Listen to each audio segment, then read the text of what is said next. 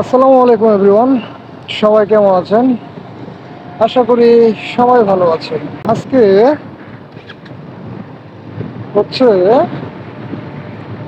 অক্টোবরের 16 তারিখ। তার মানে ধরা যায় এ মাসের আর 15 দিন বাকি আছে।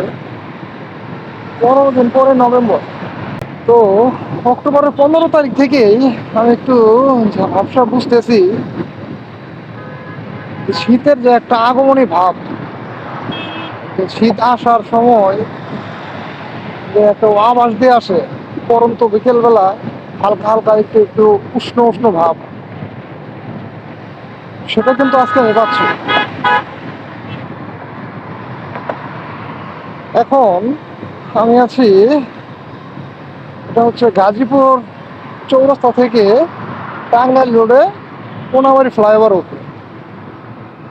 তো এই ফ্লাইওভার উপরে আমার শরীরে এই পরন্ত বিকেলবেলা হালকা হালকা একটু শীতের ভাব আমি বুঝতে পারতেছি। তো যেহেতু আমি হালকা একটু শীতের আভাস পাচ্ছি, তো শীত নিয়ে কিছু কথা বলি আজকে আপনাদের কাছে। শীত এমন একটা জিনিস, কিছু মানুষের জন্য খুব আরামদায়ক,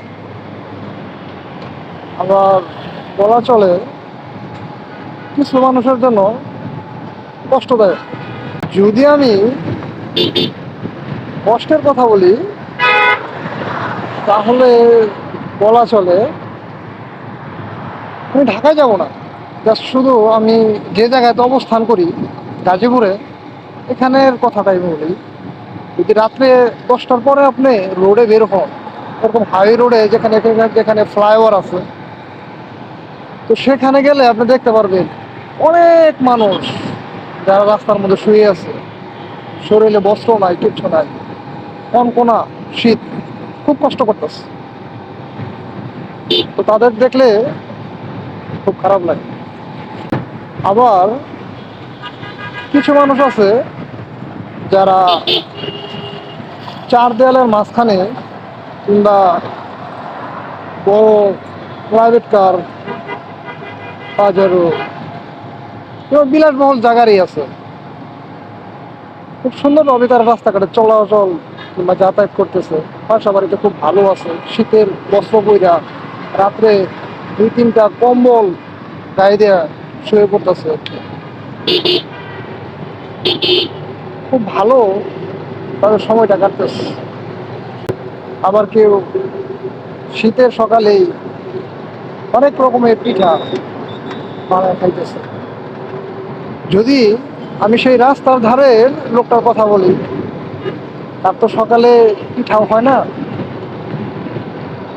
তার 2-3টা আরামদায়ক কম্বল চার দেয়ালের মাঝখানে এটাও হয় না। তার থাকতে হয় এরকম কোনো একটা ফ্লাইওভারের নিচে।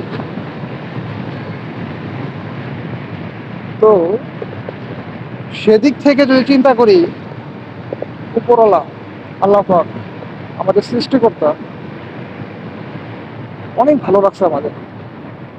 তো যার কারণে এই কথাগুলো ভাবলেই মনে হয় আলহামদুলিল্লাহ, ভালো আছে, অনেক ভালো আছে। আল্লাহ যে অবস্থাতেই রাখছে সেই অবস্থাতেই ভালো আছে। আর ভালো থাকার একটা বিশেষ কারণ হচ্ছে আপনার চাহিদা কম থাকতে হবে।